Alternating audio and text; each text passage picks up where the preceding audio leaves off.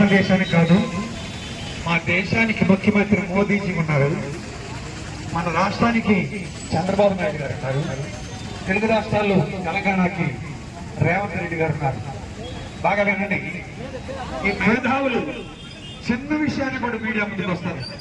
ఒక ఆడబిడ్డకి బాగా వింటే వెస్ట్ బెంగాల్లో ఏమండి ఒక డాక్టర్ కోర్స్ చేస్తూ అనేక మంది ప్రాణాలకు రక్షణ ఇవ్వడానికి తల్లిదండ్రుల కష్టార్జితంతో ఏమండి మన భారతదేశానికి పీజీ చేస్తూ ఒక శ్రేష్టమైనటువంటి భాగాన్ని ఎన్నుకొని ఈ యొక్క దేశాన్ని బాగు చేయాలనే దాంతోనే దేవుడు మన దేశానికి ఇచ్చాడు. ఒక ఆడబిడ్డ మన రాజ్యాంగ కర్తలు ఒక శ్రేష్టమైన ఇద్దరిని మీరు దృష్టికి తెస్తారు. మహాత్మా గాంధీ ఏమన్నారంటే, స్వాతంత్ర్యం వచ్చిందని మీరు చాలా సంతోషంగా ఉన్నారు కదా, ఇది స్వాతంత్ర్యం కాదు, ఒక ఆడబిడ్డ మధ్యరాత్రిలో నడి బజార్లో నడిచెప్పుడు పోతుందో ఫ్రీగా స్వేచ్ఛగా, ఆ దినమున మనకు నిజమైన స్వాతంత్ర్యము అనుగ్రహించబడినట్టుగా మనం నమ్మాలన్నాడు. చాలా సంతోషం అండి. నేను బాగా దేవుని యొక్క మాట మీ దృష్టికి తెస్తాను. మా బైబిల్ గ్రంథంలో రాజుల కొరకు మనుషులందరి కొరకు ప్రార్థన చేయమన్నారు. పోరాట పటిమ ప్రపంచంలో బైబిల్లో చెప్పినట్లు ఏ గ్రంథాల్లో చెప్పలేదు.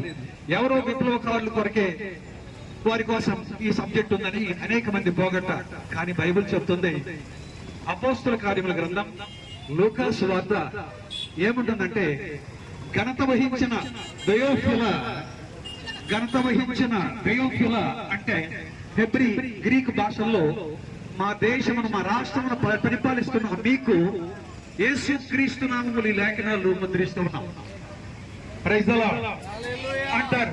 అవును కదా, భారతదేశం నా దేశం, భారతీయుల తన సహోదరులు, నేను భారతీయుడను, ఇక్కడ ఉన్నవారు నా అక్క చెల్లెండ్రు, నా అన్నదమ్ములు అని చెప్పిన రాజ్యాంగ సుబోధాన్ని బాగా గమనించినట్లయితే, ప్రియులారా, కోలకత్తాలో జరిగిన ఒక దారుణమైన హింసాకాండ, రెండు మాటలు చెప్తున్నా.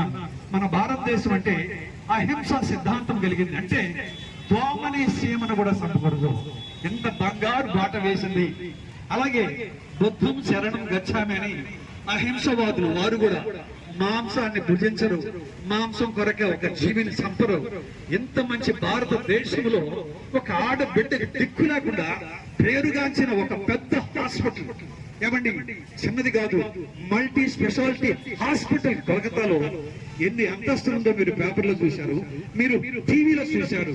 ఆ హాస్పిటల్ యాజమాన్యం కళ్ళు మూసుకుంటుందా? హాస్పిటల్లో ఇంత దారుణం జరుగుతుంటే ఒక ఆడగలానికి ఆ హాస్పిటల్ యాజమాన్యం ఏం చేస్తున్నదే మా ప్రశ్న. సరే, వాడు నిద్రపోయాడు, ఆ హాస్పిటల్ కట్టించిన వాడు నిద్రపోయినాడు.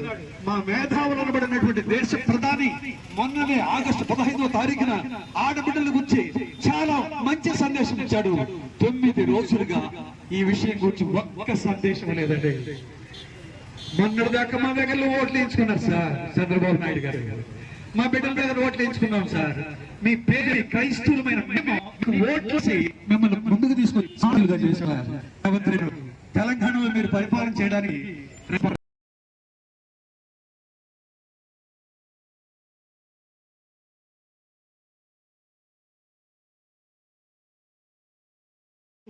మాతో కలిసి అన్ని కోణాల్లో అన్నదమ్ముల్లాగా ఉంటున్నారండి. హైందవులు కూడా అలాగే ఉంటున్నారండి. ఈ ప్రాంతంలో అలాంటివి జరిగితే వెంటనే చర్య చేపట్టకపోతే నడి బజార్లోకి వచ్చే బాధ్యత మాదని మాట ఇస్తూ ఉంటున్నాం. మీరు ఎందుకు కళ్ళు మూసుకున్నారు సార్? మీరు ఎందుకు సార్ నోరు తెరవట్లేదు ఈ దినాన? ప్రియమైన క్రైస్తవులారా, ముస్లిం సహోదరులారా, హైందవ ప్రియులారా, మరే మధ్యరాత్రి కాదు పట్ట పొగులు కూడా వీరబ్రహ్మం గారు ఏమి రాశారు తెలుసా? 168 శ్లోకాలలో 17వ శ్లోకంలో ఏముందో తెలుసా? ఏమంటాయి?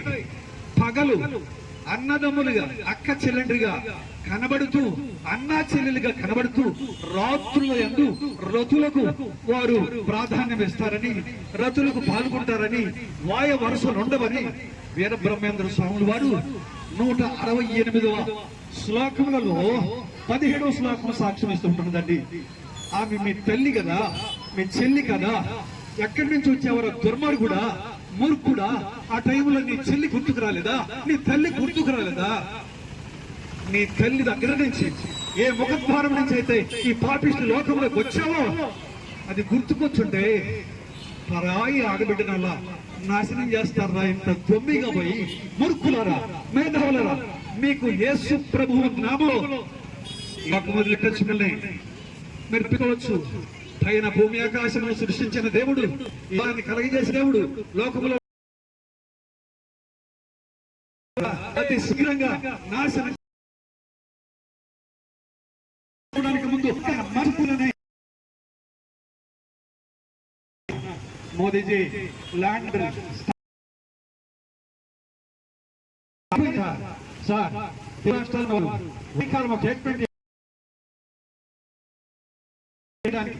సుప్రీంకోర్టు జడ్జి ఒకసారి 400 సార్ ల్యాండ్ పని చేయట్లేదు సార్, న్యాయస్థానం చేయట్లేదు సార్.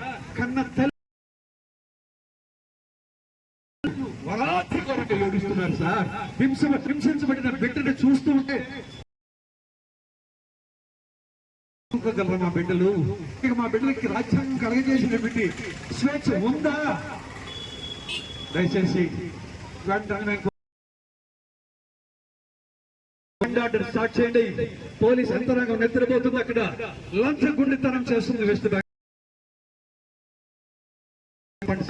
ఒక్కసారి మనం చేస్తున్నాం మోదీ చేయి, ఒక్కసారి మీకు 2 చేతులు జోడించి చెల్లెండ్రు సార్, భారతీయులు మా అక్క చెల్లెండ్రు సార్, మా తల్లులు సార్.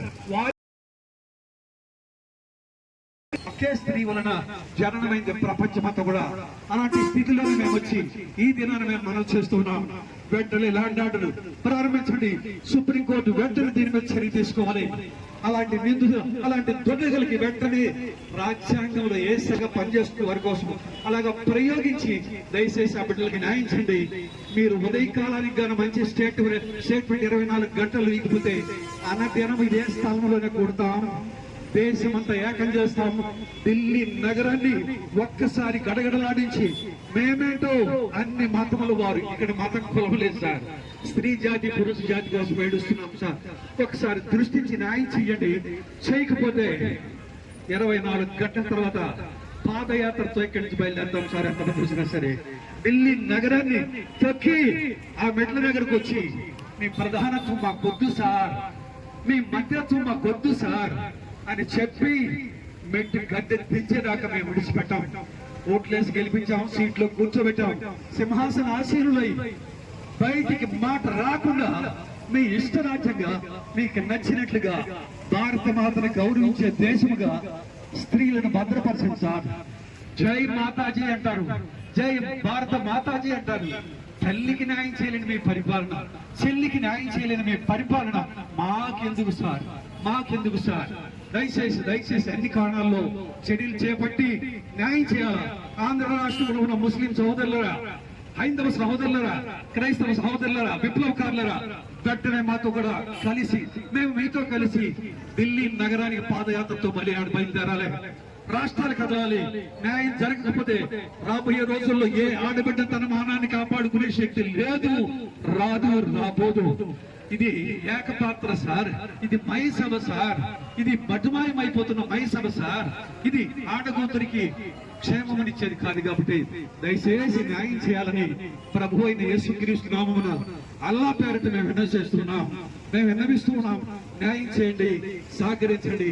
రేపటి నుంచి మేమేంటో మా స్థితి ఏంటో మీకు కనపరుస్తామని తెలియజేస్తూ ఈ మాటలు నేను ముగిస్తున్నాను. దైవాశీస్సులు, దైవ దీవెనలు. దేవుడు ఈ మాటలు దీవించును గాక.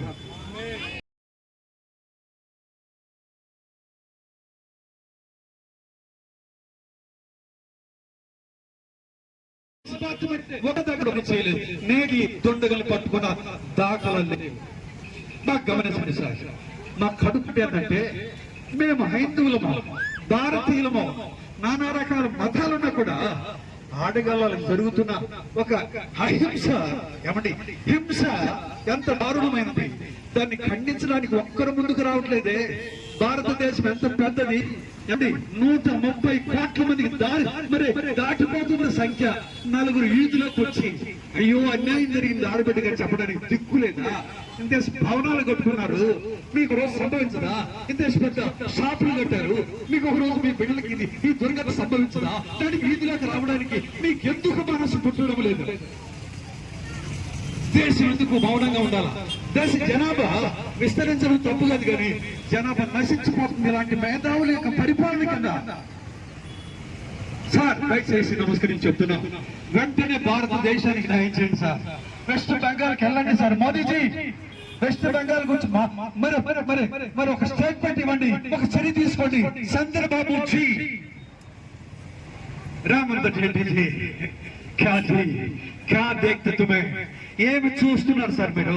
ఏమి చూస్తూ ఉన్నారు? మీరు చూసేది మా కడుపు పండు సార్. మా ఆడబిడ్డలు నాశనం అవుతున్నారు సార్. ఆడబిడ్డకి దగ్గరకు వచ్చి చదవడం, కలం పట్టుకోవడం, కాలేజీకి వెళ్ళడం, హాస్పిటల్కి వెళ్ళడం, హై స్కూల్కి వెళ్ళడం ఇంకా జరుగుతుందా? ఎంత దారుణం అండి, ఎంత దారుణం, ఎంత నాశనం సంభవించింది. ఈనాటికి లాండ్ ఆర్డర్ ఉందా వెస్ట్ బెంగాల్ అంటే లేదనే మనం చేస్తున్నాం. ఒక ఆడబిడ్డని నాశనం చేసిన తొడుగుల్ని ఈ రోజుకు పట్టుకోలేదండి. మరి అదే ప్రదేశంలో ముఖ్యమంత్రులు ఉన్నారు, ఎమ్మెల్యేలు ఉన్నారు, మంత్రివర్గం ఉంది, ఒక్కరు కూడా స్పందించలేదు, బయటికి రావట్లేదు. ఒక్కరు కూడా కన్నీళ్లు విడుస్తున్న ఆ కన్న తల్లిని, కంట తడి పెడుతున్న ఆడగలని, అలాగే ఆ కుటుంబాల యొక్క రోదన దుఃఖం. సంజీవ్ రాయ్ అనేవాడు ఎంత నాశనం చేసి ఇప్పుడు అరెస్ట్ అయినాడో కింద రాసిన మాట. సోషల్ మీడియా మన స్త్రీలను ఎంతగా వేధించడానికి పాపపు సన్నివేశాలను బూతు సమాచారం అందిస్తూ మరి అశ్లీల చిత్రాలను ప్రదర్శిస్తూ ఉంది. కాబట్టి మోదీజీ, మన ముఖ్యమంత్రులు వెంటనే భారతదేశంలో సోషల్ మీడియాలో ఇలాంటివి రాకుండా చూడాలని మరొకసారి విన్నవిస్తూ హెచ్చరిస్తున్నాం. ఒకవేళ ఇవి ఇట్లాగనే కానీ వస్తే పాపం ప్రపంచముగా మారిపోద్ది. కాబట్టి చర్య తీసుకోండి సార్. మేము చివరిగా రిక్వెస్ట్ చేస్తున్నాం. అది కానీ తీసుకోకపోతే ఈ నిరసనలు దేశమంతా మరి కొనసాగుతూ ఉంటాయని మనం చేస్తూ ఉంటున్నాం.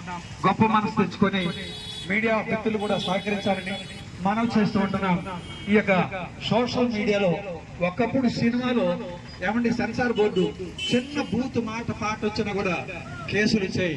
కాబట్టి ఈ దినాన ఇంత దారుణము, మరి దారుణమైనటువంటి పాపము జరుగుతూ ఉంటే ఆ అశ్లీల చిత్రాలని ఖండించే నాదుడు లేడు సార్.